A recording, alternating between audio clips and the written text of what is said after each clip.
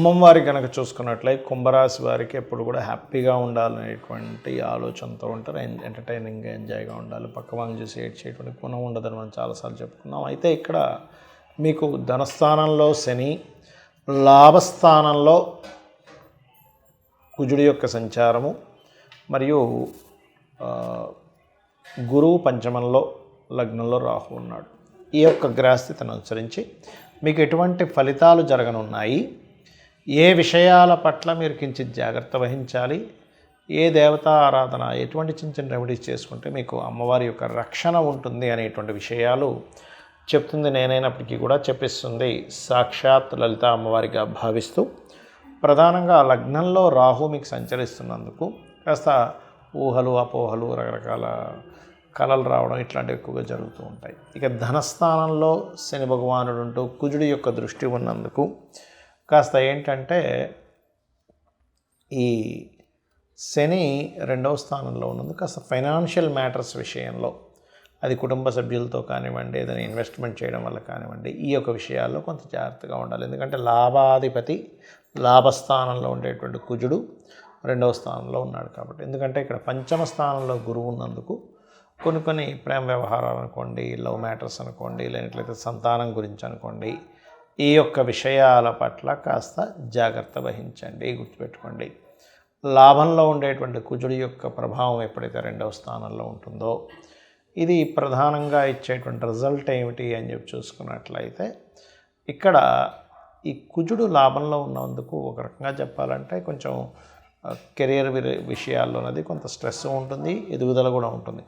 కాకపోతే ఎప్పుడైతే లగ్నంలో రాహు ఉంటూ 7వ స్థానంలో కేతువు యొక్క ప్రభావం ఉందో, ఇది మీకేంటంటే వివాహ సంబంధించినటువంటి విషయాల పట్ల కాస్త జాగ్రత్త వహించాలి అనేటువంటి విషయం అక్కడ చూపిస్తుంది. ఇక మీరు నిత్యము చేయవలసినటువంటి దేవతారాధన కానీ ఇవన్నీ ఏమిటి అని చెప్పి చూసుకున్నట్లయితే, మీరు నిత్యము దక్షిణామూర్తి యొక్క ఆరాధన చేస్తూ, ఇంకొక విషయం ఏంటంటే ఇక్కడ మీ యొక్క జీవిత భాగస్వామికి వారి ఫ్రెండ్స్తోని, అదేవిధంగా మీ యొక్క జీవిత భాగస్వామి ఏదైనా బ్యాంక్ ట్రాన్సాక్షన్స్ చేసేటువంటి విషయాల్లో, పెద్ద మొత్తంలో ఎవరికైనా మనీ ఇవ్వడం, తీసుకోవడం, బ్యాంకింగ్ ట్రాన్సాక్షన్స్ చేసేటువంటి విషయంలో కుంభరాశి వారి యొక్క 7వ స్థానం అంటే జీవిత భాగస్వామి యొక్క విషయాల పట్ల కాస్త జాగ్రత్త వహించాలి. అలాగే ఇక్కడ మీకు ఫైనాన్షియల్గా మరింత బాగుండాలి అంటే ఓం నవవిద్రుమ బింబశ్రీ న్యక్కారే రతనచ్చదాయే నమః, ఓం ధర్మాధ్యక్ష ధనాధ్యక్ష ధన ధాన్య వివర్ధనీయే నమః అనే మంత్రం చేస్తూ ఉండండి. అన్ని విధాలా మీకు బాగుంటుంది. మరియు గోవులకి కాస్త క్యారెట్స్, బెల్లము, అరటికాయలు లాంటివి తినిపించండి. నవగ్రహాల్లో కుజ శని రాహు గ్రహాల దగ్గర దీపారాధన చేయండి. ప్రపంచవ్యాప్తంగా ఈ యొక్క గురువు మిథునంలో వక్రించి ఉండడం వల్ల, గురు రాశుల్లో శని కుజులు ఉండడం వల్ల, శని యొక్క రాశిలో రాహు ఉండడం వల్ల ఎటువంటి ఫలితాలు మనం చూస్తాం ప్రపంచవ్యాప్తంగా. అంటే ఇది దేశగోచారానికి సంబంధించినవి, అంతేగాని మనం ఏదో ఇండివిజువల్కి సంబంధించింది కాదు. ఇక్కడ ఏంటంటే ఒకటి హెచ్ఐవి అంటూ ఉంటారు. కొంచెం హెచ్ఐవి కేసెస్ పెరుగుతాయి. ఎందుకంటే ఇక్కడ మిథునము అంటే మైథునము స్త్రీ పురుషుల యొక్క దాని యొక్క సింబల్ ఉంటుంది మిథునానికి. దాని మీద ఎప్పుడైతే గురువు వచ్చి వక్రించున్నాడో, అంటే కొంత వక్ర సంబంధంగా ఉండేటువంటి కొన్ని విషయాలు జరగడం వల్ల, అంటే చూడండి ఒక్కోసారి కొంతమంది వాళ్ళ కోరికలు తీర్చుకోవడానికి తగిన సేఫ్టీ తీసుకోకుండా చేస్తారు, దానివల్ల వచ్చే ఇబ్బందులు వస్తాయి. Point number 1.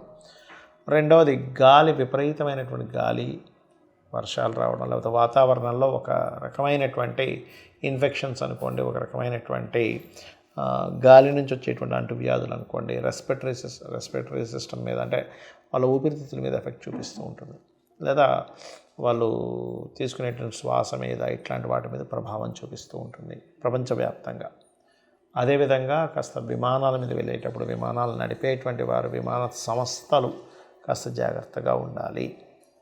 అలాగే కొన్ని సనాతన ధర్మ సంబంధంగా ఇప్పుడు ఒక్కోసారి చూడండి, మనం కొన్ని దేవాలయాల్లోని లేదా సనాతన ధర్మపరంగా, లేనట్లయితే ఒకే మతంలో ఉండేవాళ్ళు కూడా కొంత వాళ్ళ మీద వాళ్ళకి విద్వేషాలు పెరగడం, మత కల్లోహాలు రావడం, ఇటువంటివి కాస్త ఎక్కువగా ఉన్నాయి. అయితే ఈ షేర్ మార్కెట్ సంబంధించిన క్రాష్ అవ్వడము, సాఫ్ట్వేర్ రిలేటెడ్ సంబంధించిన కొన్ని హ్యాక్ అవ్వడము ఇటువంటివి బలంగా జరగనున్నాయి. కాబట్టి ఈ సాఫ్ట్వేర్ సంబంధంగా మీరు ఏవైతే సంస్థలు నడుస్తుంటాయో మీ యొక్క, ఎందుకంటే ఇది ఆల్మోస్ట్ నవంబర్ మిడిల్ నుంచి స్టార్ట్ అయిపోయింది కాబట్టి పెద్ద పెద్ద సంస్థలకు సంబంధించి హ్యాకింగ్ చేస్తూ ఉంటారు. ఇటువంటి విషయాల పట్ల కాస్త జాగ్రత్తగా ఉండాలి. మరియు ఇక్కడ ఎవరైనా సరదాగా ఏదైనా మాట అన్నా కూడా అది సీరియస్గా మిస్కమ్యూనికేషన్ అవుతూ ఉంటుంది. ఎందుకంటే కమ్యూనికేషన్ హౌస్ అనేది మనం 3వ స్థానంలో చూస్తాం. ఎప్పుడైతే 3వ స్థానంలో గురువు ఉండి గురువు యొక్క రాశుల్లో శని కుజులు ఉంటూ ఆ శని యొక్క రాశిలో రాహు ఉన్నప్పుడు ఇదంతా కూడా ట్రిపుల్, అంటే 3 సార్లు డిస్పాజిటర్ సిస్టంలో 3 సార్లు ఇదైంది. కాబట్టి ఖచ్చితంగా మీరు సరదాకి కూడా ఎవరితోని కమ్యూనికేషన్ చేసేటప్పుడు నెగ్లిజెన్సీగా చాలా డిగ్నిఫైడ్, చాలా జాగ్రత్తగా ఒక మాట మాట్లాడుతున్నాము, ఒక మెయిల్ పంపిస్తున్నాము, ఒకరికి ఏదైనా చెప్తున్నాము అన్నప్పుడు చాలా చాలా చాలా కేర్గా ఉండాలి. ఎందుకంటే ఆ కమ్యూనికేషన్స్ వల్ల కలిగేటువంటి ఫలితాలు ఆ రకంగా ఉంటూ ఉంటాయి. కాబట్టి ఈ యొక్క విషయాల పట్ల కాస్త జాగ్రత్త వహించాలి, గుర్తుపెట్టుకోండి. ఇక మీరు మరి ఇటువంటి ఫలితాలు జరుగుతున్నాయి కదా, బయటికి వెళ్ళాలంటే భయం వేస్తుంది, ఏమిటిది అని అనుకుంటే మీ యొక్క ఇష్టదైవాన్ని మనస్ఫూర్తిగా మీరు మనసులో తలుచుకొని ఇంటి నుంచి బయలుదేరండి. Point number 1. మీకు దగ్గరలో ఆలయాల్లో ఏవైనా చండీ పారాయణము, హోమాలు జరుగుతున్నప్పుడు అటెండ్ అవ్వండి. దీని ద్వారా చాలా మటుకు దోషాలు పోతాయి. మీరు అక్కడ ధనం కట్టాల్సిన అవసరం లేదు. ధనం లేని వాళ్ళు మామూలుగా అక్కడ కూర్చున్న 25% అంటే ఆ యొక్క క్రతువులో 25% మీకు ఫలితం వస్తుందని శాస్త్రాలు చెప్తున్నాయి. ఇక్కడ వెళ్ళి కూర్చుంటే చాలు. ధనం లేని వాళ్ళు అయ్యో డబ్బులు కట్టలేను కదా అని భయపడాల్సిన పని లేదు. అలా కాదండి, మా ఇంటి దగ్గర ఎక్కడ జరగట్లేదంటే కనీసం చండీ వినండి, లేదా ఓం దుమ్ దుర్గాయ నమః అనే నామస్మరణ చేస్తూ ఉండండి. గోశాలలకు వెళ్ళి కాస్త గోవులకి క్యారెట్సు, బెల్లము, గ్రాసము, అరటికాయలు ఈ 4 తినిపించండి. ఏదైనా ఇప్పుడు చూడండి, మనకి ఆలయంలో నవగ్రహాలు ఉంటాయి. వాటి దగ్గరికి వెళ్ళి గురుగ్రహము నెయ్యి దీపం పెట్టండి. శని గ్రహం దగ్గర నువ్వుల నూనెతో దీపం వెలిగించండి. కుజగ్రహం దగ్గర ఎర్ర ఒత్తి వేసినటువంటి దీపాన్ని వెలిగించండి. మరియు రాహుగ్రహం దగ్గర నార్మల్గా మీరు నిమ్మకాయ దీపం పెట్టండి. దీనివల్ల ఏమవుతుందంటే మీకు జన్మజాతకంలో ఏదైతే గ్రహస్థితి, ఇక్కడ ఒక ముఖ్యమైన విషయం ఏంటంటే మీకు నేను ఇప్పటివరకు ఏవైతే మీ యొక్క రాశిని బట్టి మీ లగ్నాన్ని బట్టి ఏదైతే జాగ్రత్తలు చెప్పానో ఆ పర్టికులర్ హౌజెస్ కనుక బాగుంటే ఈ గోచార ఫలితం పెద్ద ఎఫెక్ట్ ఇవ్వదు, గుర్తుపెట్టుకోండి. అలా కాకుండా పర్టికులర్ హౌస్ పాడైంది, ఇప్పుడు మరలా గోచారం అక్కడికి వచ్చింది, ఇబ్బంది. అంటే ఎలా అంటే కొంతమందికి చూడండి చలంటే పడదు, వాళ్ళు నార్మల్గా ఉన్నప్పుడు బాగానే ఉంటుంది, కానీ చలికాలం వస్తే వాళ్ళకి ఇబ్బంది వస్తుంది. ఎందుకు? వీళ్ళల్లో ఉండేటువంటి బాడీలో ఆ చలిని తట్టుకునేటువంటిది ఏదో ప్రాబ్లం ఉంది. అలాగే కొంతమంది వర్షంలో పొద్దున్నుంచి సాయంత్రం వరకు తడిచిన వాళ్ళకి ఏ జలుబు ఇది ఎందుకు? ఇక్కడ బాడీ చాలా ఇమ్యూనిటీ పరంగా కానీ ఏదైనా చాలా స్ట్రాంగ్గా ఉంది ఇక్కడ. అంటే ఇక్కడ మనం అర్థం చేసుకోవాల్సిన మన జన్మజాతకంలో ఆ భావం కనుక స్ట్రాంగ్గా ఉంటే గోచారంలో ఎటువంటి కాంబినేషన్స్ వచ్చినా ఏమీ కాదు.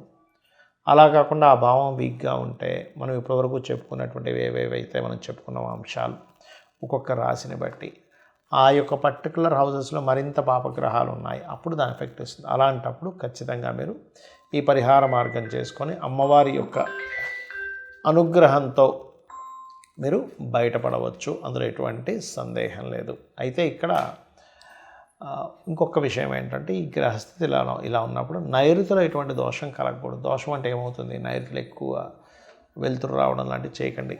కొంచెం చీకటి గదికి పెట్టుకోమని చెప్పారు నైరుతి. అదేవిధంగా దక్షిణం వైపు, ఎందుకంటే నైరుతికి రాహువు, దక్షిణానికి కుజుడు, గుర్తుపెట్టుకోండి. అదేవిధంగా శని అంటే పడమర. ఈ 3 ప్రధానంగా జాగ్రత్త వహించాలి. అంటే నైరుతి ఎక్కువ ఓపెన్ అవ్వకూడదు, పడమర ఎక్కువ ఓపెన్ అవ్వకూడదు, దక్షిణం ఎక్కువ ఓపెన్ అవ్వకూడదు. ఎప్పుడైనా సరే మనకి జాతక చక్రంలో ఉండేటువంటి దశలు, గోచారంలో ఉండేటువంటి గ్రహాలు ఇవి కనెక్ట్ అవుతున్నప్పుడు మనం గనక ఇంట్లో ఇటువంటి తప్పిదాలు కనుక చేస్తున్నట్లయితే, అంటే దక్షిణము, నైరుతి, పడమర ఈ యొక్క దోషాలు కలుగుతున్నప్పుడు అందులో ప్రధానంగా రాహువు, కుజుడు, శని ఈ ఫలితాలు ఇస్తున్నాడు. కాబట్టి మరింత జాగ్రత్తగా ఉండండి. పొరపాటును కూడా ఈశాన్యం, ఎక్కడైతే మీకు ఇంట్లో ఈశాన్యం ఉంటుందో అక్కడ క్లోజ్ చేయకండి. ఈశాన్యం ఎప్పుడు ఓపెన్గా ఉండాలి. ఎందుకంటే గురువు ఇచ్చే ఫలితాల్లో గురువు ఈశాన్యానికి కారకుడు. ఈ జాగ్రత్తలు తీసుకోండి, ఖచ్చితంగా మీకు బాగుంటుంది. శ్రీమాత్రే నమః.